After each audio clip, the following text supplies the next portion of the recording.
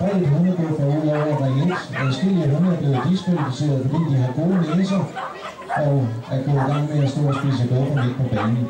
Det synes jeg ikke er særlig sportsligt, at man når ikke har gufferne på banen nummer 2, at de vælter ud af lommen på en. Så lad være med det. I have a message. It is very unsportsmanlike to have dog food in your pockets when you're on an agility course. And not only that, some of them have been letting them fall out on the course, so a few dogs have actually been disqualified because of this.